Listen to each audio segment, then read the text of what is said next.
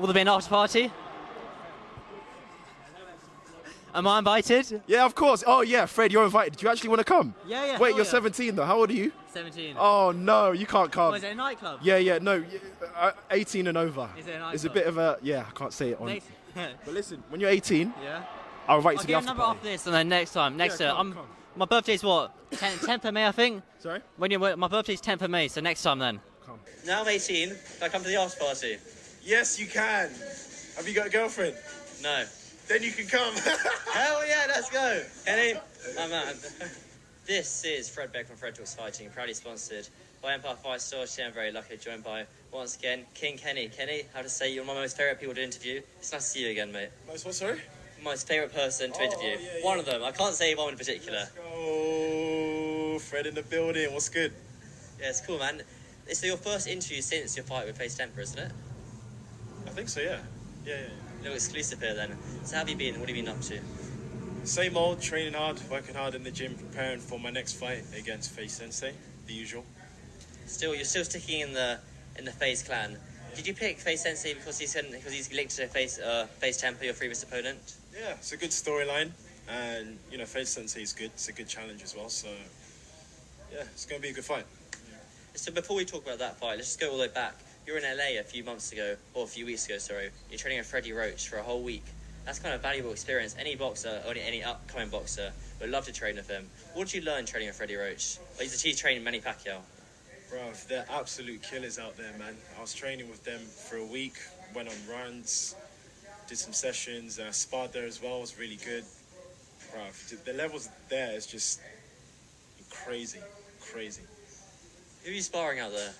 Just pros, up and coming, young, hungry fighters. You know, I managed to hold my own, which is good. I think I sparred some guy. Yeah, he wanted to kill me in the gym. I can't lie, but obviously when you go there, everyone knows when you go to Wildcard to spar, they always just have. Yeah, they just don't hold back. They have wars, because ultimately, you know, Freddie Roach is there, so they're trying to impress him. So, yeah, good sparring sessions there, man. Did they have any idea who you were or anything like that, like by your YouTube, or did they just see you as another person coming in the gym? I don't actually know, but I think there was a period of time where I trained in the main place, where there was a lot of people there at a certain time, and certain people knew how I was, so I was just like, fuck this. It was too bait, so yeah, I went back to the private place to train. Okay, I was going to say, because normally if it's a world champion coming in the gym, everyone steps it up, or it's a more famous person in the gym, if people want to step it up saying, oh yeah, I've got one over on that person. But what would you say the most valuable thing that Freddie taught you whilst you were out there training with him is? You're just like, you know, let your hands go more. That's all it was. He was like, he couldn't believe, you know, I've only been training for a year.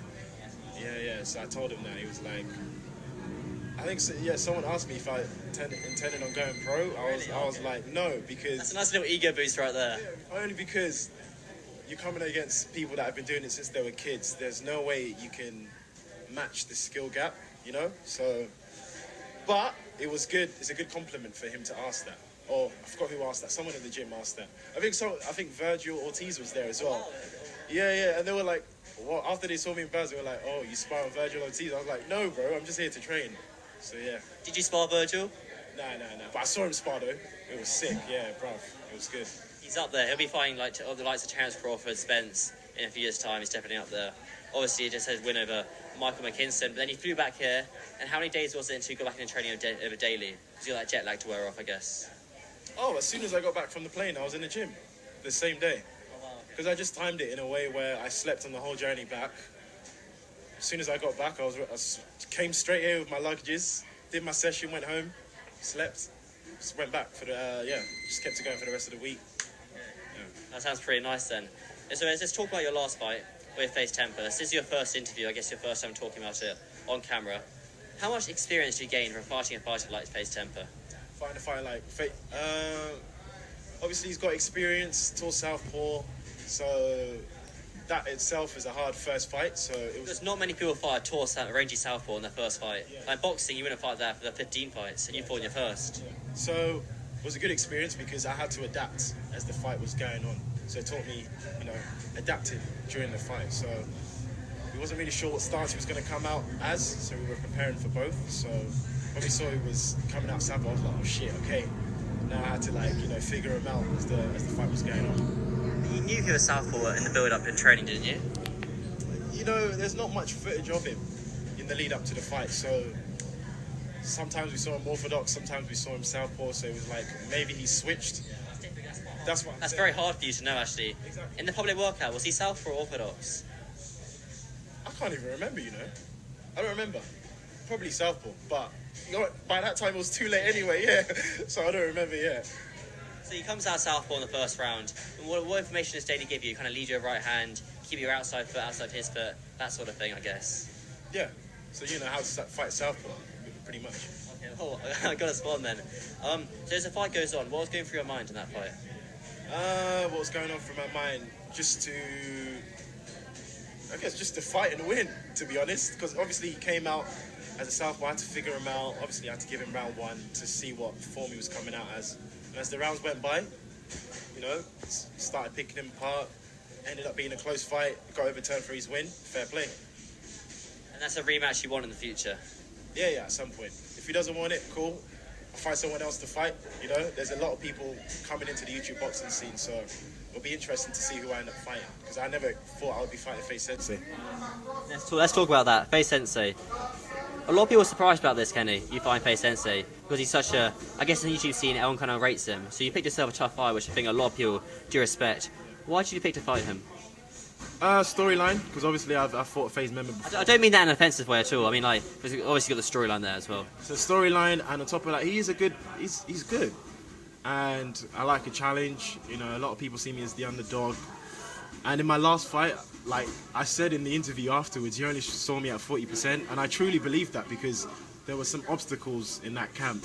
It's going to come out in my documentary coming out soon. Amazon? No, not Amazon. It'll be on my YouTube channel, but it will talk about what was going on behind the scenes. And I wasn't 100% that night. I was only 40%. So that's why I know what I can do. I'm confident in my ability. So that's why I was confident in choosing Faze Sensei to fight. So I feel like it's a good matchup. I think the guy's only been in the ring 7 times. He's had a lot of kind of MMA kickboxing, but those are a long time ago. I believe he hasn't been in the ring since KSI Logan Paul 2. That's 3 years. Sorry, say that again? He hasn't been in the ring since KSI versus Logan Paul. The first fight, my bad. Yeah, the first fight. So that's 3 years. Or a bit longer, maybe.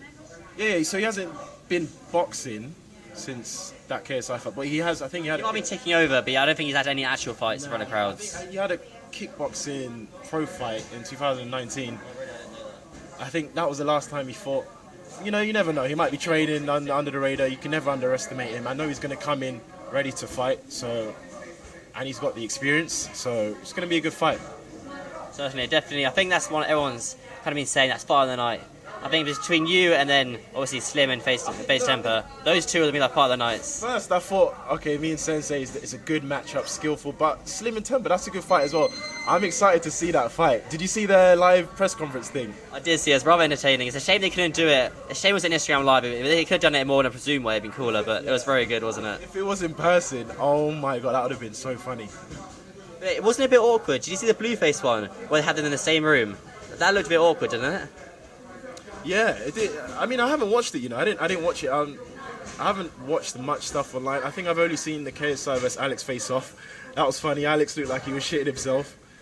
But I never watched the Blueface Temper one, so I don't really know how awkward that one was. It was literally like me and you right now, and then Wade Clemens talking on Zoom. It's like we're talking rubbish, and then he's the one interviewing us. So it felt a little bit awkward since you're so close to each other.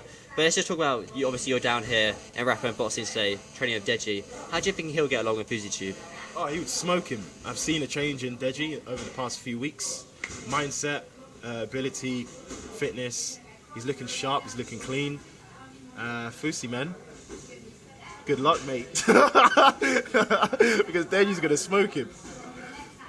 A lot of people will be saying, oh, because Deji's lost his last 3 fights. What more changed in your mind is to make that statement, to say he's going to smoke him? What specifically about Deji? Is it his mindset, how he's performing in the gym? What exactly is it? So it's all, you know, his mindset, how he's performing in the gym. And you got to understand, he really only had 2 weeks with Daly last camp. Yeah, he had COVID, so obviously he's had more time now. So I think he's looking better than last time, which is good. Exciting. And so for your fight, I'm correct in saying it's 3 threes? 4 threes. 4 threes. And it's Deji's fight 4 threes as well? I'm pretty sure it is. Yeah. That's quite good then, because normally in 3-3s you have to win the first round, yeah, and it's not much of a long game. Yeah. Otherwise you're fucked. Yeah. If you're 3-3s on it, man, it's amateur. That's amateur rounds, isn't it? 3-3s. That's like the senior. Normal amateurs, 3-2s, but when you go senior, 18 plus, you just go for 3-3s. But just one question on the kind of influence boxing, crossover boxing scene. How good will it feel to have a belt if you win? If you beat Faze Sensei? When I beat Faze Sensei, how good would it feel to have a belt? It would feel great because everyone's gonna, come for my neck to get the belt. So I'll have a list of people to choose from to fight. I think it's good for YouTube boxing to have belts because They call it crossover boxing now, apparently. That's what Mams calls it. Crossover. What does he call it? Crossover boxing. What the hell's that? That's Mams Taylor's new name for it. Oh, Mavs, yeah. I think it's good because it gives people something, to fight for. Oh, look, I got the belt. Come get the belt if you want it. I think it's good. It's good. It gives people something to fight for. It certainly kind of builds it up, a better reputation. But just one last question on the kind of crossover boxing scene. How long do you think it'll last for? Sorry? How long do you think crossover boxing will last for? As long as, there's people willing to fight and the main eventers and the co-main putting in the work to promote, making fun matchups, I think it will last some time. Yeah. So after Jake Paul and KSI eventually fight, I'm guessing they do a rematch, maybe in 3 fights. After that's gone, do you think it'll still continue then? It depends who's willing to fight. If it's people with like big names, big following that are able to promote and sell, then it'll still keep going. If no one's really on it, then there's no fights, no events there, right? Yeah, hopefully it will continue. But if not, then it is what it is. It was fun while it lasted. If not, I need to find a job. No, but you still got pro fights coming up. Like I see you interviewing pro fighters as well. Yeah. You know what I mean? So we got AJ Usyk coming soon. How do you see that? Obviously, I think by the time this interview goes out, it might have happened, it might not have happened. How do you see that going, AJ Usyk? You're disappointed you can't be there in person. 100% disappointed, but I don't think I would have gone in anyway. It's too expensive. It's all the way in Saudi, and then the seats are like sky high because obviously everyone there is rich. So honestly, I'm better off watching it at home. How do I see it going? I want AJ to win. We're from the same place. Yeah, same place. But Usyk is a wizard, man. And he's looking hench now. Have you seen him? Fucking hell, mate. I want AJ to win, but realistically, Usyk, I don't know, man. I just want AJ to win. That's all I'm gonna say. I think everyone in the British team does want AJ to win, but Kenny, I guess I'll see you fight week. You'll be doing interviews all fight week? We'll see how it goes. Depends how I'm feeling. I might be in war mode.